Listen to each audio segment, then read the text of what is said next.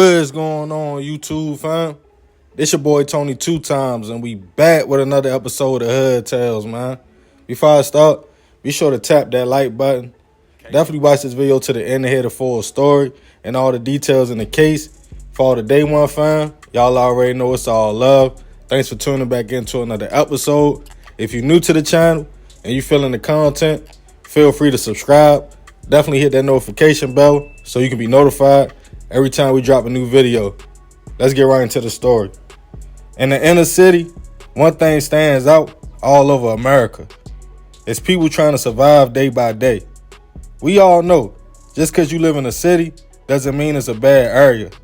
But that's only a few small pockets. All over the world, from the East Coast, West Coast, Midwest to down south, when we discuss the struggles of surviving in the trenches, most people wouldn't even be able to imagine what goes on unless you've seen it or lived it for yourself. Poverty, generational curses, addiction, and if you are some of the few that came from a good family, never been in trouble, or didn't fall victim to the pressures of your environment, salute. You are a real life success story. But certain places have a certain energy and vibe.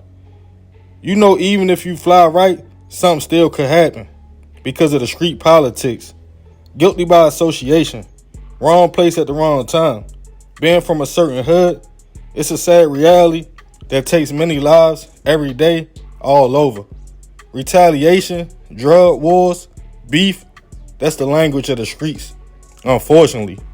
And on this episode of Hood Tales, we will be taking it to New Orleans, Louisiana, to discuss a situation of two men who lost their lives in the streets and a hitter who was charged with 4 bodies in a 2-year span.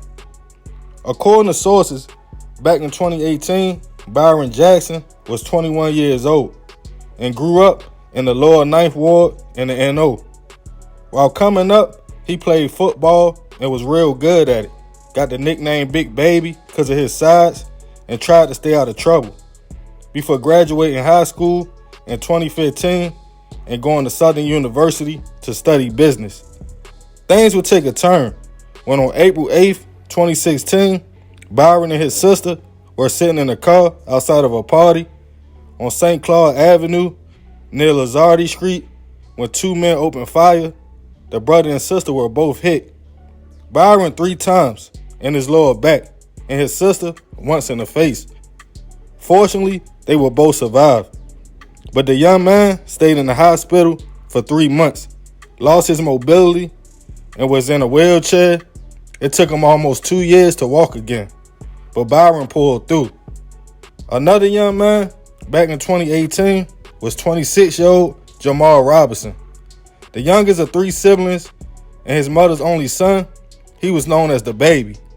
He also grew up in the lower 9th Ward and stayed out of trouble, playing sports, and eventually went to college in California after Hurricane Katrina hit.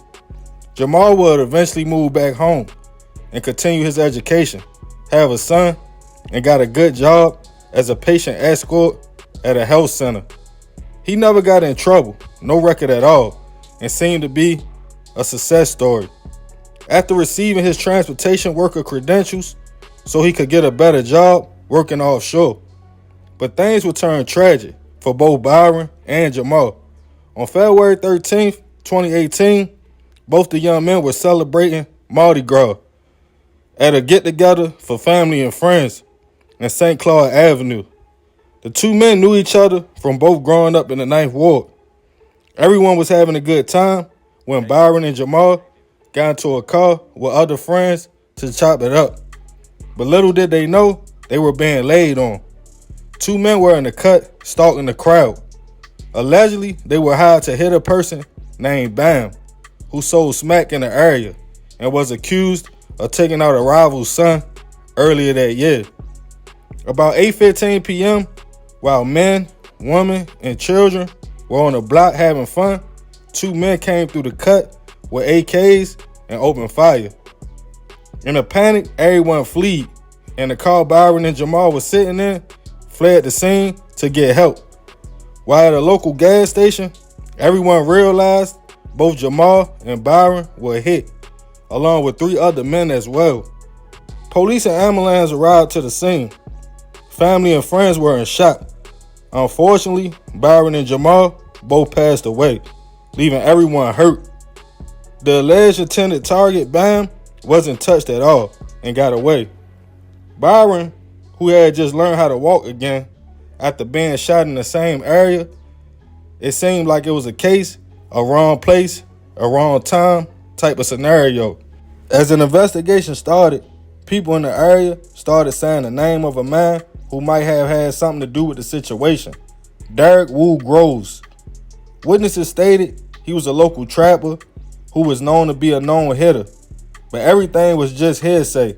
No evidence, no one identified Derek as being on the scene. It was all talk. As the quintuple shooting made it to news, more information and tips started coming in, painting that Derek knew Byron and Jamal. They all grew up together in the 9th Ward. Neighbors started telling both victims' families they heard that wasn't meant for neither one of them. But Derek was still free.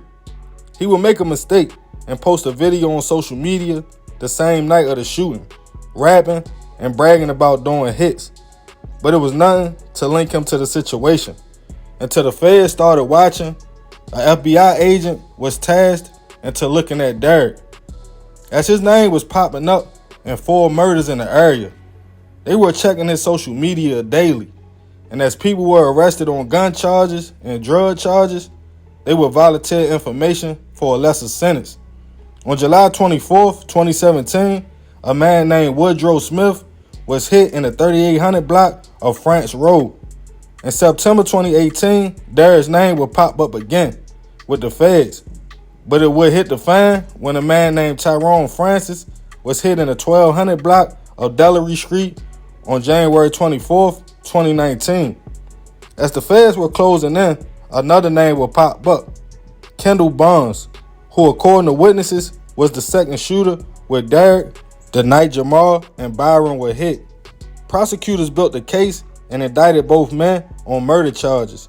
During interrogation, detectives confronted Derek with information, including a social media post of him rapping about doing hits hours after the Mardi Gras shooting, in which he later deleted, but the feds already recorded it.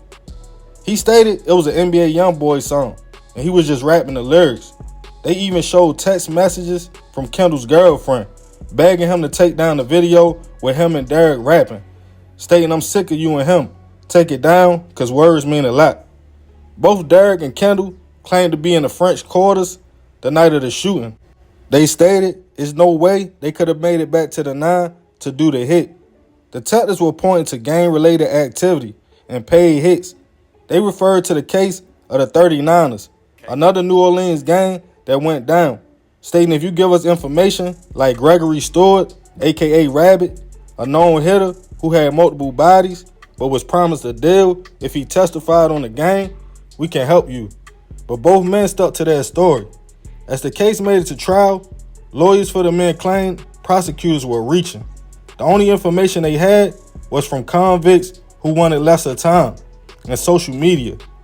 Derek would be hit with the other 2 murder charges as well as he awaited trial. It seemed all circumstantial, but enough for both men to be convicted of second-degree hit and attempts and sentenced to double life in prison. Rest in peace to everybody who lost their lives and was affected by this situation. I send my deepest prayers and condolences to the families. It seemed like for whatever reason, a war started in the 9th Ward. All these dudes knew each other, and in the streets, unfortunately, you are guilty by association. It always seemed like in situations like this, the intended target always gets away, leaving people who don't even know what's going on gone. Watch who you hang around. Make sure you know who's in your circle and what they got going on. Because if something goes down, the shooter's not going to say, "You and you, watch out, this who we looking for." Derek was accused of 4 hits in less than 18 months. He didn't even know the feds was watching, and the community wanted him gone because fed doesn't equal love. So remember, we got to succeed, not to fail, so we won't be just another hood tale. Man, crazy story. I ain't gonna talk y'all head off. Y'all heard all the details in this situation. Rest in peace to all the victims who lost their life. It seemed like some kind of situation happened in the Ninth Ward. They got everybody involved. It be like that, man. When you in certain environments, people be knowing people. You grew up with people. And then signals get crossed. Somebody do something to somebody. Now the whole hood go up. And it be casualties. You feel what I'm saying? It's casualties in war. That's the sad thing about it. Some of these dudes probably ain't even know what was going on. You know? But at the end of the day, that's how I go down, man. But leave it in the comments. Let me know what y'all think about this. Y'all already know it's all love, fam. Remember to keep it respectful. This is another episode of Hood Tales. This your boy Tony 2 times. I'm out.